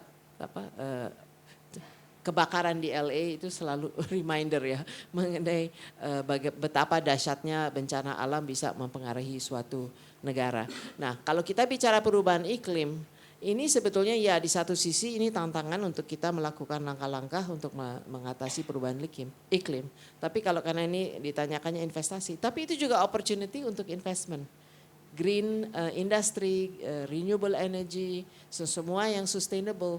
Karena sebetulnya kalau mau berdaya saing sekarang tidak cukup kita punya biaya yang murah, kita punya produk yang baik, produknya harus sustainable. Kalau enggak akan ditolak dari buyer maupun dari Eropa misalnya yang sudah menerapkan cross border carbon adjustment mechanism. Jadi ini mungkin secara garis besar ya mengenai investasi. Terima kasih Bu Mari. Mas Tommy, gimana atau apa saja yang bisa dibagikan ke teman-teman di sini insentif fiskal yang bisa membantu semua yang tadi diinginkan ya, untuk investor datang. Kemudian karena ada data INA yang mengatakan bahwa selama 10 tahun terakhir sebetulnya kita itu negatif investment. Jadi bahkan orang Indonesia aja ragu untuk investasi di Indonesia, dia lebih ke tempat yang lain ya. Tapi Kementerian Keuangan sendiri nyiapin apa saja nih, terutama di 2025 untuk semuanya bisa lebih baik, sistem lebih baik, digitalisasi, ada Cortex baru di launch, lalu insentifnya apa saja. Mungkin bisa dijelasin Mas. Baik, terima kasih Bu Uni. Ya, jadi kalau bicara insentif di Kemenq ya intinya kan dari segi misalnya dari perpajakan kan. Tapi kalau dilihat dari situ sebenarnya tax incentives kita tuh banyak. Saya nggak usah satu persatu lah, cuman mungkin teman-teman di sini bisa langsung lihat di website dan sebagainya. Itu banyak. KEK kita juga cukup banyak kan Bu Mari. Tapi kembali ke poinnya Bu Mari tadi kan, kenapa investasinya juga masih belum? Itu kan pertanyaan Bu ini. Memang saya rasa regulasi itu adalah mungkin kuncinya. Ya, saya kemarin 2 minggu yang lalu ketemu Oracle datang. Oracle mau sudah investasi besar di Batam ya untuk data center dan sebagainya. Hanya Oracle ini nggak cari tax incentives Bu. Mereka we don't need tax incentives. Yang kita perlu adalah kalau mereka mengimport ini itu barang importnya itu banyak sekarang zaman-zaman kayak Oracle atau the big names Apple itu banyak recycle. Recycle itu kan dari supply chain tadi dari seluruh dunia itu recycle, ya kan? Jadi ini it's ekosistem yang beda. Yang regulasi kita memang harus nyambung sama ekosistem itu. Nah, itu belum. Ya, saya katakan belum karena saya rasa seperti yang Bu Mari katakan kan kita tuh tahu kok the problem what is the problem? Kita tahu. Malah Bu Mari mungkin udah bertahun-tahun sebelum itu udah ya kan sebagai ekonom dan sebagai menteri dan sebagainya. Ini adalah eksekusinya kapan? Kembali ke Pak Luhut katakan tadi ya. So kalau saya lebih kita jangan melihat dari insentif terus lah. Apalagi kalau di Kemenq ya. Kemenq kan kita selalu bicara basically tax incentives. Ya kan? Contoh di IKN kan masih belum ya. Padahal udah ya kan Pak Firvio tuh luar biasa gitu zero everything nggak ada tuh ya. Tapi the point is bahwa karena kita memang harus membangun yang lain-lain dulu. Misalnya kalau di IKN paling gampang kan itu secara fisik ya, air segala macam gitu dulu loh. Infrastruktur ya. Infrastructure. Nah, pun demikian sama hal-hal yang sifatnya moving the needle seperti tadi saya ngambil contoh ya Oracle tadi. Nah, sama Mas Tommy dan karena infrastruktur, tapi kan Presiden Prabowo ini pemerintahnya punya program-program unggulan yang akan didorong lebih dulu ya, makan berisi gratis, kemudian food estate, apa segala macam, sehingga kemudian juga muncul statement bahwa infrastruktur juga diturunkan dari segi anggaran, alokasi anggaran di cut dulu ya. Nah itu gimana ya, pariwisata butuh infrastruktur ya kan? Jadi banyak sekali selama ini problem seperti itu. Jadi gimana mengatur, Kementerian Keuangan mengatur balance alokasi anggaran sehingga memang apa yang menjadi kepentingan publik yang paling banyak itu tetap bisa disupport. Oke. Bahwa infrastruktur itu dikurangi, seperti yang itu kan dikurangi dari segi anggaran kan Bu. Itu tidak berarti infrastruktur itu dinomor duakan. Cuman caranya bagaimana. Nah sekarang atau bukan caranya, cuman strateginya adalah bahwa itu akan ke private sector. Kalau ada yang namanya PPP, ada apa sih istilah KPBU ya itu pola-pola seperti itu yang mau digiatkan. Kenapa? Karena uang atau dana di APBN itu mau digunakan untuk hal-hal yang sifatnya lebih jangka panjang dan mungkin tidak bisa komersial. Ya kan kalau kita bicara makan bergizi, kita bicara ketahanan pangan, semua hal-hal penting dari yang dikatakan program-program prioritas tahun ini, itu semua sebenarnya adalah tugas pemerintah. Ya. Nah, artinya kalau infrastruktur kita bisa mencari solusi-solusi komersial, bukan bisa, harus. Harus. Ya, dan itu di pola-pola itu sudah dilakukan nah ini juga bisa meningkatkan investasi dan sebagainya. Ini apa ini? Ini ya. Oh ya, Renovasi oke. sekolah. Oke, Ya. coba kita lihat ya, Bu Uni dari kiri ke kanan. Makan bergizi semua tahu, pemeriksaan kesehatan, renovasi sekolah, apalagi itu lumpung, itu pangan. Itu quick wins istilahnya ya. Ini kan semua adalah non-commercial items. Ya kan? Dan dampaknya jangka menengah panjang ya. Dan siapa yang peran di situ? Pemerintah. Ya. Kita jangan mengharapkan swasta di sini. Itu tugas pemerintah. Nah, artinya kembali ke ini dari segi ini basically restructuringnya ABPN aja, refocusing lah. Ya, bukan berarti yang sebelum itu salah, Bu ya. Ini cuman saat ini kita bisa melakukan itu. Ya. Gitu kira-kira itu. Ya. Dan saya rasa sebenarnya dua hal itu selalu menjadi isu yang andalan dari para politisi juga. Kesehatan dan pendidikan itu kan penting banget karena itu basic needs ya dari warga, dan sekarang ini mendapatkan perhatian ya. Besok kita jam 10 akan dapat penjelasan lebih rinci tentang kesehatan dari Pak Menteri Kesehatan yang juga akan menjadi pembicara di sini. Bu Mari dan Mas Tommy, sebelum kita buka tanya jawab. Jadi kalau buat teman-teman di sini nih kan yang masih galau-galau baca berita PHK di mana-mana. Kemudian bahkan Wamenaker mengatakan tahun ini akan ada 60 perusahaan yang akan PHK dan akan berlanjut terus gitu kan. Jadi berita-berita yang bagian itunya itu yang mendominasi. Sehingga yang tadi berita-berita yang sebenarnya we are doing okay di yang menutup akhir 2024 ya dengan inflasi yang juga cukup rendah 2,29 di bawah 2 ya. Nah itu tertutup dengan ya karena anak muda tuh soal pekerjaan nomor 1 ya enggak teman-teman ya. Salah satu jadi kegalauan itu ya. Jadi ke Bu Mari dulu terus kemudian ke Mas Tommy. Kita harus optimis enggak dan gimana caranya supaya kita harus optimis nih di tahun 2025?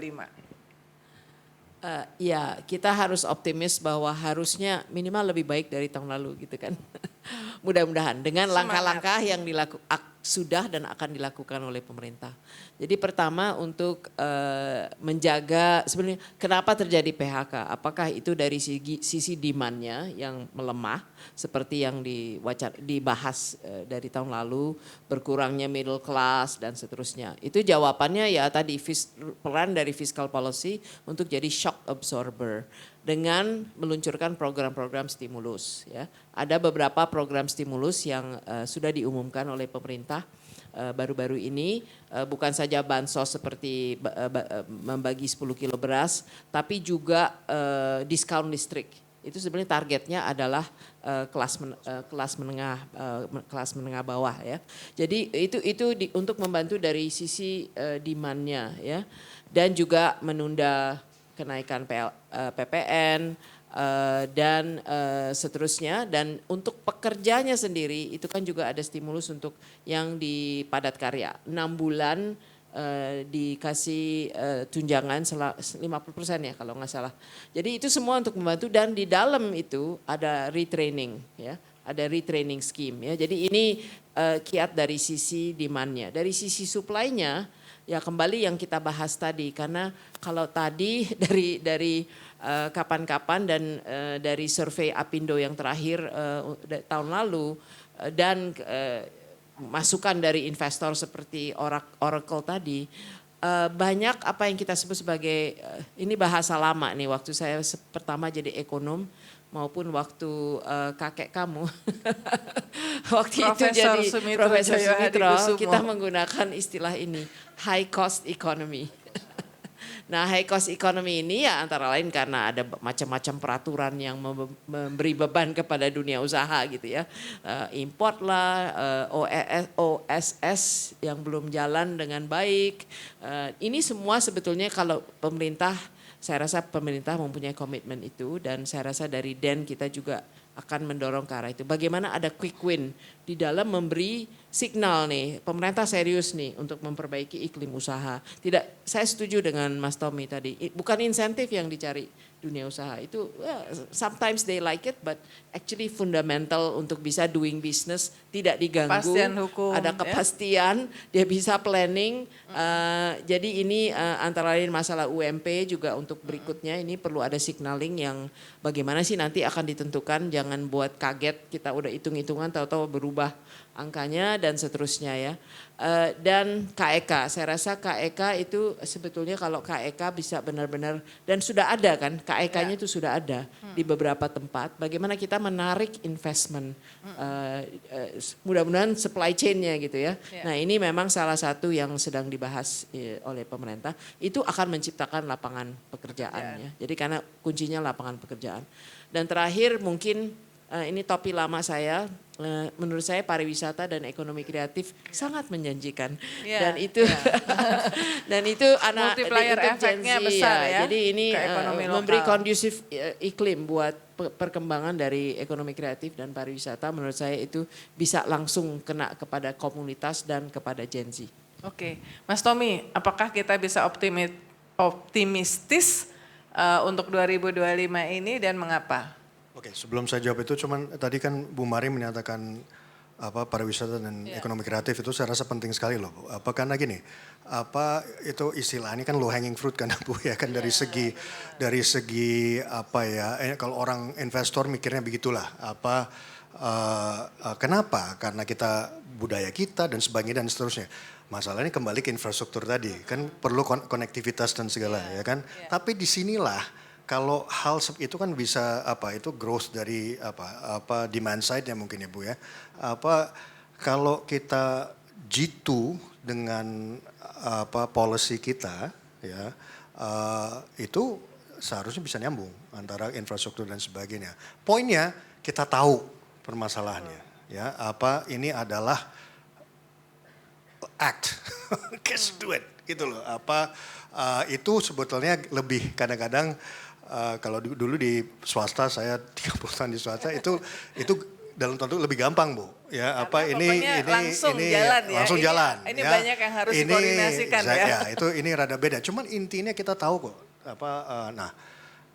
jadi itu kembali ke kan poin penting yang dibilang Bu Mari optimisme bukan hanya harus cuman bisa kenapa ya sekali lagi mungkin saya cerita lagi kayak teman-teman. Saya dulu pekerjaan saya tahun 1995 pertama kali itu di Hong Kong. Ya, menjadi financial analyst lah di Hong Kong. Bu Mari waktu itu udah itu zaman jaya banget kan, Bu Ni. Jayanya luar biasa. Ya, jaya apa maksudnya? Indonesia tuh kayak pokoknya udah gitu saya di investment banking kayaknya keren. Dulu digital belum ada. Kita dulu investment bankers kayaknya paling keren. Datanglah 98, 99. 98 ya.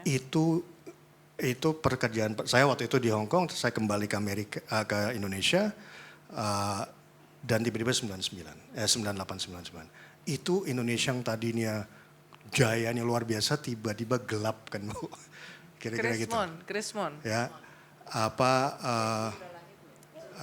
Nggak tahu nih. Gen Z belum lahir ya. Tapi Gen Z ini lahir 2011 kayaknya. Enggak. Ini kembali ke optimisme nih. Ya.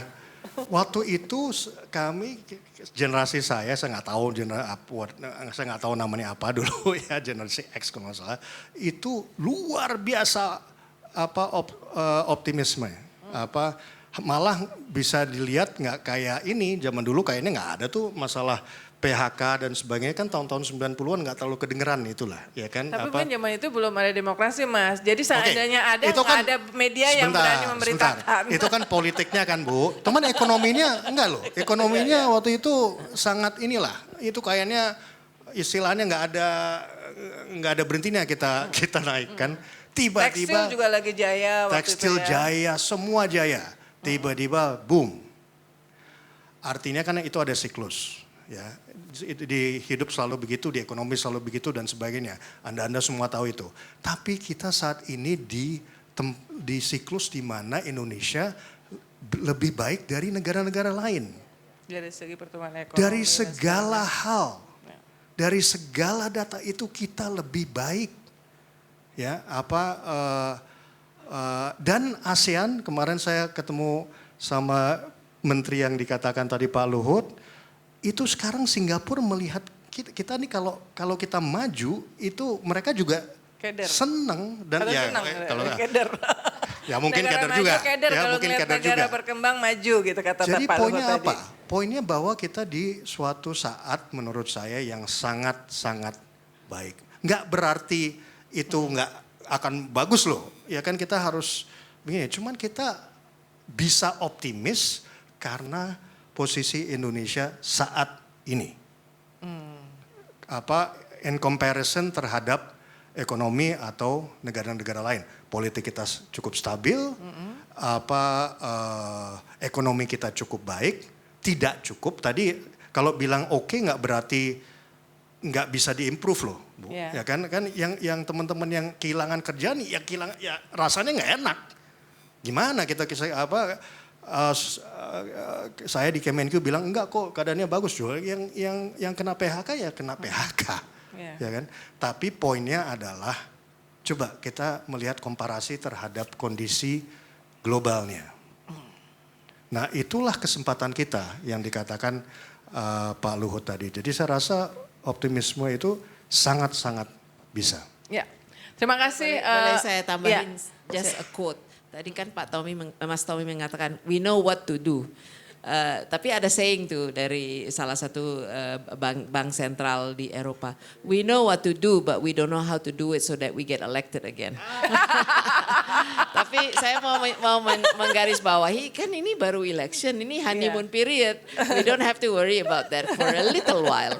Jadi ini honeymoon period untuk melakukan tindakan yang bisa menunjukkan signal.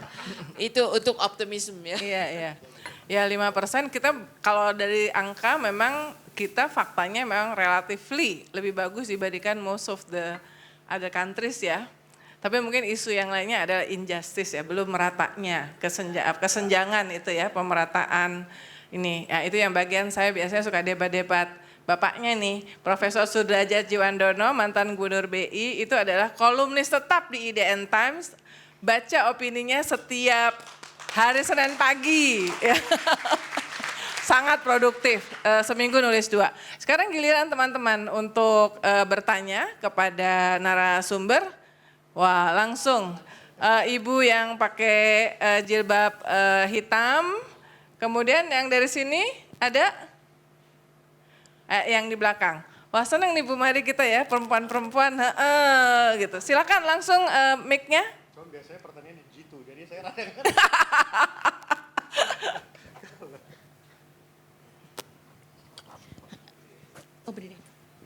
Assalamualaikum warahmatullahi wabarakatuh. Salam kenal Ibu Mari Elka Pangestu dan Bapak Thomas Djiwandono. Izin bertanya Ibu Mari, kebetulan saya tuh sering sharing sama suami Bu. Saya tuh kategori mami-mami milenial nih Bu. Nah mengenai tentang pemerintah pada waktu pemerintahan Bapak Jokowi yang lalu tentang Perpres proyek strategi nasional itu kan banyak mengembangkan kawasan industri di Indonesia. Kebetulan dulu tuh suami saya juga sempat di kawasan industri di Jawa Tengah seperti itu Ibu. Nah yang mau saya tanyakan apakah pada saat akhirnya investor resmi berinvestasi karena adanya insentif-insentif yang seperti tadi Uni bahas ya. Itu kan seperti biaya impor, relaksasi pajak, akankah diteruskan untuk pemerintahan yang saat ini Bapak Prabowo untuk insentif-insentif tersebut? Dan juga mengingatkan karena negara kita juga butuh pendapatan dari pajak yang besar ya Ibu. Terus sedangkan investor-investor tersebut itu merupakan penyumbang pajak terbesar salah satunya seperti itu. Jadi apakah akan dilanjutkan dan bagaimana sih Bu menurut POV-nya Ibu Mari Elka Pangestu? Oke, ini juga pertanyaan untuk Wakil Menteri Keuangan. Oh iya, boleh Bapak. Cuma kayaknya mbaknya agak keder. Kayak mbaknya agak keder jadi nanyanya lewat Bu Mari. Iya bener Bu. Kok karena sih, tahu Bu? bahwa Menq-nya juga dengerin ya. Agak gemes ini harus jawab juga. Iya, terima kasih Oke. Bapak Ibu. Terima kasih. Satu lagi silakan. Ya, selamat pagi. Assalamualaikum warahmatullahi wabarakatuh. Salam sejahtera untuk semuanya juga. Saya Jane dari Jakarta. Izin bertanya pada Bapak dan juga Ibu. Saya kebetulan seorang pendidik di salah satu sekolah dasar negeri. Saya hanya ingin bertanya apakah ada program untuk anak didik kami dari SD ini, dari sedari dini, mengenai literasi finansial ekonomi dari Kemenku atau dari Kemenparekraf. Apakah ada program tersebut di tahun 2025? Financial literacy untuk anak. Iya, didik. Anak mana nih? SD. Anak SD. Oh, Karena jarang sekali OJK ada tuh. perkenalan gitu untuk bagus. anak-anak SD gitu Iya, kan iya. ya Bu gitu Pak. Oke. Itu Baik, aja sih. Ya, terima kasih. Satu lagi mungkin biar langsung sekalian dijawab. Didit, nggak ada di sini. Oke, kalau gitu di satu lagi deh, silakan. Bu, yang di tengah. Ya, langsung mic-nya ini. Di bawah.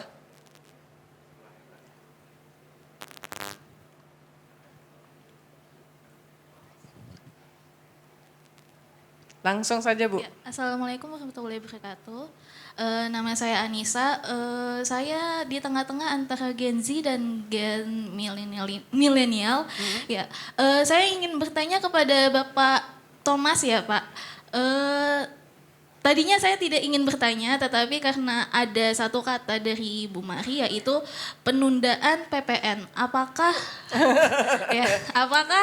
PPN akan naik untuk barang dan jasa, sedangkan kita tahu bahwa PPN saat ini kenaikan PPN hanya untuk barang-barang tertentu doang. Itu aja. Terima kasih. Baik, terima kasih. Akhirnya pertanyaannya keluar juga itu ya. The topic of the month ya. Bu Mari dulu jawab, silakan. Iya, seperti yang sering diucapkan oleh Presiden Prabowo, beliau mengatakan mereka pemerintah ini maksudnya dan tujuannya adalah melanjutkan apa yang menjadi kebijakan dari pemerintah sebelumnya. Jadi kalau ditanya apakah akan dilanjutkan, jawabannya iya, ya, bahwa kawasan ekonomi khusus, ada yang industri, ada yang pariwisata, ada yang sains dan teknologi, ada yang pendidikan, sifatnya beda-beda. Ada yang pariwisata, itu akan dilanjutkan dengan fasilitas yang memang sudah ada undang-undangnya, sudah ada PP-nya, ada revisi bahkan dari PP-nya. Saya tidak tahu sudah selesai atau tidak untuk memperbaiki, ya, karena ada berbagai macam keluhan yang pada waktu itu disampaikan. Jadi fasilitas pajak itu dilanjutkan dan itu ada kaitannya dengan berapa tax holiday-nya diberikan, tergantung berapa investasinya, bebas bea masuk untuk penggunaan di dalam kawasan ekonomi khusus. Itu dari segi yang ada di bawahnya Kementerian Keuangan. Tapi banyak fasilitas lain ya, seperti kemudahan visa. Kalau teknologi itu ada lagi mengenai isu-isu terkait dengan R&D, bagaimana juga rumah sakit, ada lagi peraturan-peraturan dengan Kemenkes mengenai dokter dan seterusnya ya. Jadi ini sebetulnya intensi kita adalah menggunakan kawasan ekonomi khusus bukan hanya untuk industri tapi juga untuk hal-hal yang kita ingin kembangkan. Dan khusus untuk industri sebetulnya seperti saya sampaikan tadi, sangat ingin untuk mengembangkan kawasan industri yang bisa menarik supply chain. Karena mereka keinginannya itu berada di satu tempat kan. Ya, kemudahan untuk beroperasi, dia inginnya sih bawa kopernya aja langsung masuk pabrik, udah bisa mulai jalan. Dia nggak usah mikirin mengenai AMDAL lah, mengenai macam-macam. Dan semua supplier dia ada di situ. Ya, itu sebetulnya supply chain konfigurasi yang kita ingin kembangkan. Mudah-mudahan dalam waktu dekat ya. Jadi saya rasa akan lanjut. Kalau saya boleh komentar mengenai financial literacy di anak-anak di SD. Saya sih setuju sekali. Kebetulan tadi pagi baca artikel di Financial Times, how about the future of human capital. Headline-nya adalah how to have our kids face this new world. Healthy breakfast and financial literacy. Ya, jadi kita sudah ada makan bergizi nih. Jadi makan bergizi plus diajarkan financial literacy dari kecil ya. Jadi sebenarnya saya merasa saya diajarin financial literacy dari kecil sih. Bagaimana kan kita selalu dikasih uang saku, gimana kita mengelola uang saku. Saya dulu juga kerja, maksudnya waktu saat di luar negeri kerja nganterin koran gitu kan, itu kan bagian dari bagaimana kita mengajarkan. Tapi saya sangat setuju, nanti mungkin kita berdua bisa menyampaikan pesan itu ke Menteri Pendidikan Dasar ya. Dan setahu saya ada beberapa private schools ya kayak Ciputra, dia mengajarkan entrepreneurship tuh dari SD ya. Jadi mungkin mencari modul-modul yang tepat. Oke. Mas Tommy silakan Mas. Oke, baik. Tadi kan yang saya rasa yang insentif sudah dijawab secara sangat jelas oleh Bu Mari tadi. Apakah akan diteruskan terus berarti ya? Apanya? Tadi kan konselnya berarti diteruskan ya? Akan diteruskan ya. Tadi ada pertanyaan dua kan yang mengenai financial literacy sama pertanyaan yang sangat-sangat berat. Cuman saya harus jawab. Yang financial literacy tentu saya juga setuju sama Bu Mari. Apakah ada atau enggak rasanya sudah ada ya? Oh di pendidikan ini sudah Likwina ada. Hananto ini adalah pakar financial literacy. Oh ya udah. Dan jangan lupa alumni Eisenhower Fellow. Kayaknya pendidikan sama keuangan harus kerjasama nih supaya oke. Jadi udah masuk kurikulum. Baik. Di Kementerian Keuangan ada suatu program namanya Kemenq Mengajar. Yaitu kita biasanya datang ke sekolah-sekolah. Nanti siapa tahu bisa datang ke sekolah ibu juga ya. Cuman tadi kan jawabannya sudah ada tadi. Tadi saya mau jawab, saya belum tahu Bu, kasih saya waktu. Cuman langsung dijawab langsung pendidikan. Nah ini soal PPN, oke. PPN tidak akan dinaikkan. Ya, yang akan dinaikkan hanya adalah barang mewah. Ya, itu pertama ya, Bu, ya, Mbak. Cuman saya boleh jelasin lebih dalam nggak ya? Boleh dong. Sebetulnya itu ada topic of the day, jadi silakan menjelaskan. Karena menurut saya ini banyak kesimpang siuran mengenai mengenai substansinya apa, ya kan? Bahwa ini ada kenaikan dan sebagainya, itu pastilah itu rada. Tapi saya mau memberikan beberapa fakta, ya Mbak. Pertama, apa yang kalau di negara lain tuh PPN kan yang namanya VAT ya, Bu Mari. Kira-kira gitulah. Value added tax, ya kan? Mau di Singapura, mau di mana-mana, semua negara modern ada, ya. Actually semua negara ada. Ya. Di Indonesia yang tidak kena PPN itu besar sekali. Yang tidak di PPN-kan, ya. Pendidikan, kesehatan, transportasi, apalagi ya, sektor apa lagi Pak? Kebutuhan pokok, thank you. Apalagi Pak, saya lupa, ada yang lupa nggak? Ya, kira-kira ya itu apa? Kalau dijumlahkan Mbak, itu sekitar 200 triliun lebih yang tidak dipajakan. Nah kenapa ini penting? Ini sekali lagi kembali ke poin pertama tadi saya Mbak. Bagaimanapun juga negara tuh perlu penerimaan. Ya kan? Untuk apa? Ya untuk dikembalikan ke masyarakat. Apakah itu bentuknya bansos, apakah itu infrastruktur, apakah itu pendidikan, apakah apapun. Ya. Nah, bahwa PPN ini tapi saya nih mau ngomong gini nggak untuk alasan ya. Mohon dicatat ini cuma penjelasan aja supaya tidak akan ada perubahan, tidak akan ada apa yang dikatakan Pak Presiden sama Bu Menkyu pada tanggal 31 itu tetap jalan. Nah sekarang saya jelasin dikit definisi barang mewah. Barang mewah itu yang mewahnya minta ampun. Pesawat pribadi, yacht, apa dan sebagainya. Yang lain-lain tidak akan kena. Ya. Artinya nggak usah takut bahwa tidak akan mengurangi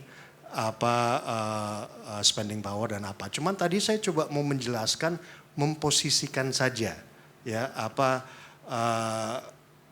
sebenarnya pentingnya pajak secara keseluruhan dan PPN-nya sendiri ya kemarin ya itu kalau kan banyak juga yang mungkin salah ngerti juga Bu ini dikira tiba-tiba 12%, enggak sebenarnya yang naik itu 1%. Ya 1%. Nah ini contoh aja Netflix pasti saya sih nonton Netflix. Saya pelanggan Netflix nih. Tapi nonton apa dulu sebelum itu biar agak gimana? Nonton apa? yang lagi ditonton apa? Ya sekarang nggak ada waktu. Oh, iya. Tapi terakhir nonton apa di Netflix? Terakhir nonton apa ya? Ini ditunggu oleh editor Saya lupa. entertainment, Hype. Tapi bener juga, saya jadi lupa. Saya terakhir nonton apa ya? Bukan Queen of Tears kan? Nggak, bukan. Terakhir apa ya? Nanti ini jadi saya mikir. Tapi ini kembali ke contoh. Netflix waktu itu Pak Ferbio timnya menghitung. Kan kalau per bulannya dengan kenaikan 1% itu, waktu itu ya per bulan ya. Yang paling rendah itu Rp400 per bulan. Yang paling tinggi Rp1.600 per bulan. Kalau itu waktu itu dinaikkan, artinya yang paling tinggi itu nggak sampai 20.000, ya 20.000 lah per tahun kenaikannya. Ya, jadi ini perlu pengertian nih dimensi-dimensinya. Nah, tidak dinaikkan, Presiden mendengarkan tidak naik. Dampaknya apa? Dampaknya 75 triliun tidak masuk ke penerimaan. Ya, nah inilah perlu ada saya merasa perlu ada penjelasan. Tadi atau bisa dilihat lagi waktu itu kalau kita pemerintah memang melakukan itu 75 triliun masuk, tapi juga yang 200 triliun itu nggak kita ambil. Jadi inilah yang Nggak salah 267 triliunan ya, 0,5 ya. 265 sekitar situ. Pernah ngelihat ini presentasinya Kemenq. Jadi tapi sekali lagi ini hanya penjelasan saja. Iya. Tapi tidak akan ada perubahan dari kebijakan. Sebentar, terima kasih Mas Tommy. Ini ada yang ingin bertanya tapi agak malu-malu. Jadi saya bacain aja deh WhatsApp saya ya. Izin tanya soal kerjasama KEK Johor Singapura bakal jadi ancaman untuk 24 KEK di Indonesia. Bagaimana investor di KEK? Apakah ada potensi terserap semua di KEK Johor Singapura? Lalu pertanyaan kedua soal family office, Mas Tommy yang tadi disampaikan oleh Pak Luhut. Kalau jadi diimplementasikan insentif yang akan diberikan oleh Kemenq apa saja dan kategori orang kaya yang akan masuk apa saja? Dua pertanyaan ringan sebetulnya. Saya jawab yang pertama ya. Itu kan yang dikhawatirkan itu sebenarnya wake up call aja sih. KEK antara Singapura dan Malaysia yang baru-baru ini diumumkan gencar gitu. Itu sebenarnya sebenarnya udah ada ya. Bukan hal baru ya. Dan bahkan zaman dulu tahun 90-an ada namanya SIJORI. Singapura, Johor dan Riau, ya. Jadi sebetulnya mereka itu akan pasti ada yang tertarik ke situ. Tetapi kalau kita bicara different resources yang ada di Indonesia, termasuk natural resources kita, misalnya kalau mau bikin baterai, mau bikin EV, ataupun tenaga kerja. Itu kan pasti lebih banyak di Indonesia ya. Maka itu sebetulnya ini good wake up call untuk kita kembali lagi tadi yang sudah saya jawab. Benar-benar memastikan kebijakan kita untuk KEK di bidang industri maupun bidang yang lain.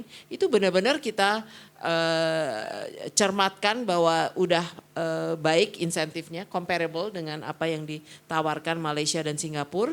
Dan bukan hanya insentif ataupun apa yang diberikan, pelayanannya, ya. Jadi kalau one stop tuh benar-benar one stop, ya. Dan kita juga menurut saya harus lebih agresif di dalam mencari investor-investor yang mau masuk dengan bawa supply chain-nya, ya. Dan menurut saya kita akan lebih kaya daripada apa yang dilakukan Singapura dan Malaysia, karena kita punya banyak kemungkinan bukan hanya industri gitu ya, bisa di pariwisata, di pendidikan bahkan dan kesehatan dan R&D dan seterusnya. Ya. Saya dan Bu Mari belum lama ini pergi ke salah satu dari KEK super prioritas di Likupang ya. Sebetulnya infrastrukturnya udah oke, tapi mungkin kurang dibantu promosi, karena ini dikelola oleh swasta. Sehingga mungkin swastanya jadi juggling sendiri, tapi ini KEK destinasi pariwisata regeneratif tourism. Mungkin kalau lagi pusing dengan urusan PPN ini ya Pak Menku bisa weekend di sana karena I think the best spot for diving dan segala macam. Nggak diving ya, nggak apa-apa snorkeling aja kayak begini. Oh diver, nah ini diver malah. Itu Bu Mari sebagai diver udah di mana-mana mengatakan ini yang pristine, yang bagus tempatnya, pulisan ya. Oke, pertanyaan yang kedua yang soal family office, insentif apa yang akan ditebar oleh Kemenkyu? Family office jujur saya baru 3-4 kali rapat nih mengenai ini ya, jadi masih perlu pendalaman lebih penting, lebih mendalami lagi lah yang saya pelajari. Ini kembali lagi insentif versus regulatory frameworknya nih ya, yang saya pelajari itu sangat penting regulatory atau hukumnya tuh itu harus jelas. Bahwa family office dimanapun atau family sentra-sentra seperti itu, Hong Kong, Dubai, dan sebagainya, itu mempunyai kepastian hukum yang sangat-sangat jelas. Ya. Itu menjadi menurut saya tantangan. Ya, bukan sesuatu yang ini, cuman ini artinya sekali lagi bukan hanya insentif, ya tetapi secara keseluruhan harus kita pikirkan. Insentif apa yang sedang kita pikirkan sedang digodok. Mungkin ini hal-hal yang sebenarnya perlu pembahasan juga sama Dewan Ekonomi Nasional ya, kira-kira insentif structure apa yang pas lah ya, intinya kan kita juga harus kompetitif untuk ini kan, ada standar-standar tertentu yang di luar negeri gitu loh. Jadi insentivisasi itu ya harus lebih kompetitif dari itu mungkin kan, kira-kira itu ya. Tapi sekali lagi saya menekankan lagi hal seperti itu juga penting sekali, legal frameworknya dan sebagainya. Terakhir, nah ini juga isu yang hot, Danantara. Kan tadinya sempat mau diresmikan, diluncurkan 8. Ini saya banyak titipan dari wartawan dari 30 media ini. Karena tadinya sempat akan diluncurkan tanggal 8, pokoknya sebelum Pak Presiden ke luar negeri yang pertama, lalu enggak, lalu bersebarlah semua informasi yang kita dengarkan, bahwa misalnya salah satu yang problem kalau sekian banyak BUMN ke situ, misalnya dari konteks Kementerian Keuangan itu adalah soal aset-aset ya, dari BUMN ya, regulasi mengenai aset yang mungkin belum sinkron sehingga Danantara ini masih belum. Apa sebetulnya kalau bisa dibagikan di sini yang menyebabkan Danantara itu belum diluncurkan dari perspektif Kementerian Keuangan? Ini Bu, ini wartawan banget pertanyaannya, di luar biasa. Oke, sebelum saya menjawab itu, saya menjawab kenapa ada Danantara dulu lah. Ya kan, Danantara itu bakal seperti apa gitu ya. Jadi ini explainer, ini tulisannya Prof. Derajat tuh selalu explainer. Anak muda tuh suka banget sama explainer. Oh siap, oke. Jadi gini, tujuan Danantara apa dulu lah ya. Jadi Pak Presiden itu merasa, dan saya pun sebetulnya saya mendukung ini poinnya ini kita tuh banyak sekali aset-aset di aset-aset BUMN. Sebetulnya konsep super holding ini sudah dipikirkan sudah lama. Di BUMN pun itu bukan barang baru bahwa mau dijadikan super holding.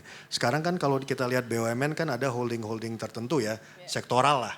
Mind ID, apa dan sebagainya. Ya. Injourney ya. Injourney, itu pariwisata dan sebagainya. Itu kan Pak Erik ya, dia. Nah ini kan mau disatukan. Cuma disatukan bukan hanya untuk asetnya sih, Buni. Tapi bagaimana kalau kita pakai, Pak Presiden selalu mengingatkan pola Temasek, itu kan apa yang dilakukan? Mereka leveraging, ya kan? Jadi apa yang mereka punya, let's say punya uang 100, itu di leverage sedemikian rupa dengan mencari investor-investor lain untuk either suatu project atau suatu usaha yang sudah jadi. Kan kira-kira begitu, ya kan? Tapi poinnya adalah kita nih begitu beragam, kenapa tidak menyatukan hal-hal yang komersial dan menjadi kekuatan besar supaya bisa di leverage, ya kan? Nah ini bisa secara praktisnya bisa kemana-mana. Bisa let's say nanti ada proyek-proyek hilirisasi yang masih green, ya mungkin kita bisa mencari, let's say, dan antara ini cukup kuat, bisa mencari investor dari apalah Abu Dhabi, adik lah, apalah dari Qatar untuk fokus ke suatu proyek.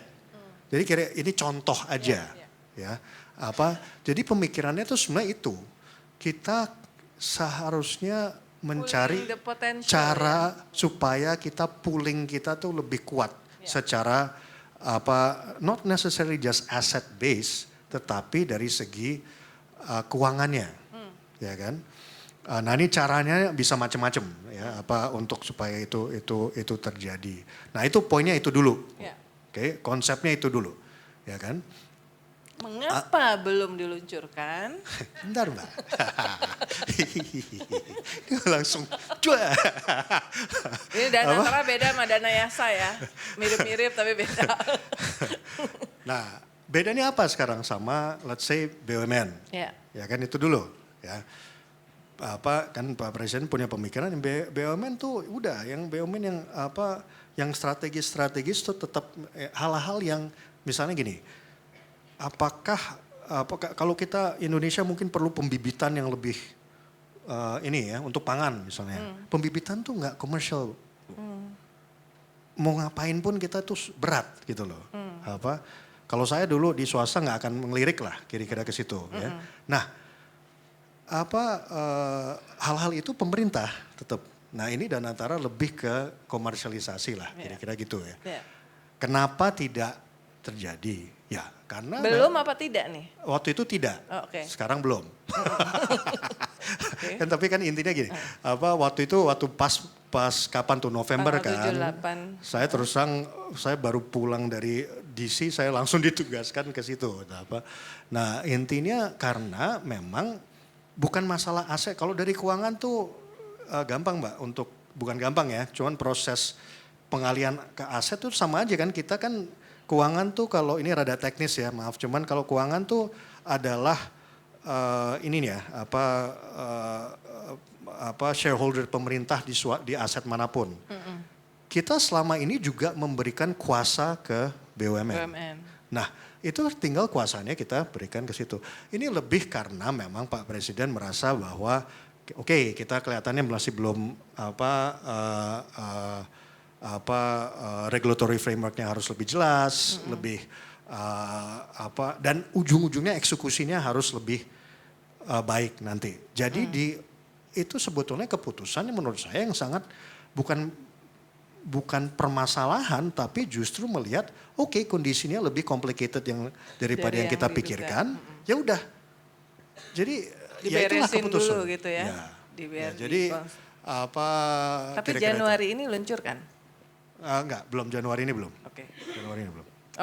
Terima kasih, tepuk tangan sekali lagi untuk Wakil Menteri Keuangan Republik Indonesia, Bapak Thomas Djiwandono, dan Wakil Ketua Dewan Ekonomi Nasional Republik Indonesia, Ibu Mari LK Pangestu. Banyak isinya daging semua.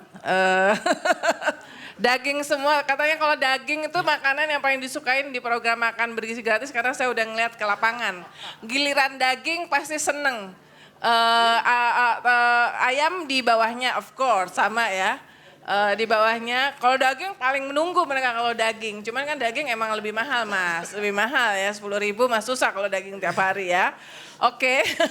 Terima kasih sekali lagi kepada narasumber dan kepada teman-teman semuanya termasuk yang bertanya. Saya akan mengembalikan ini ke Aji dan Fadia. Terima kasih Mbak Uni, terima kasih Pak Thomas dan juga Bu Mariel Kapangestu. Gimana teman-teman, daging semua nggak? Mantap. Selanjutnya kami akan menyerahkan token of appreciation kepada Bapak Thomas Djiwandono dan Ibu Mariel Kapangestu sebagai IDN Times Inspiring Newsmaker 2024. Penyerahan dilakukan langsung oleh Mbak Uni, silakan difoto dulu.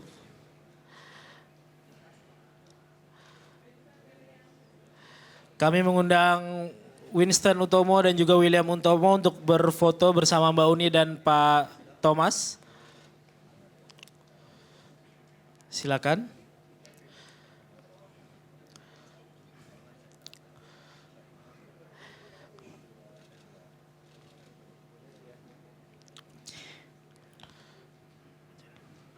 Oke, penghargaan kedua akan diberikan kepada Ibu Mari Elka Pangestu sebagai IDN Times Inspiring Newsmaker 2024 yang akan diberikan oleh Winston Utomo.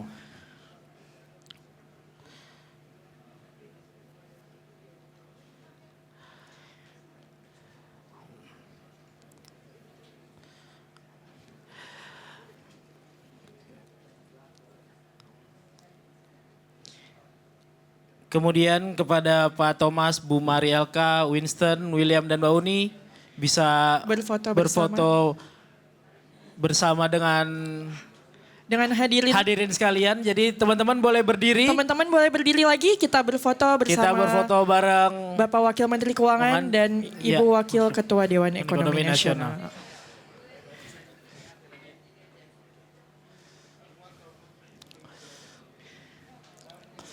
Jangan lupa senyumnya. Jangan lupa senyumnya, ini nanti tampil di Instagram Pak Thomas ya. Iya Pak. Yel-yelnya sekalian ya boleh? Iya, yel-yelnya. Semangat awal tahun 2025. Semangat dong. Oke, mantap. Senyum semuanya. Senyum semuanya. Yang manis.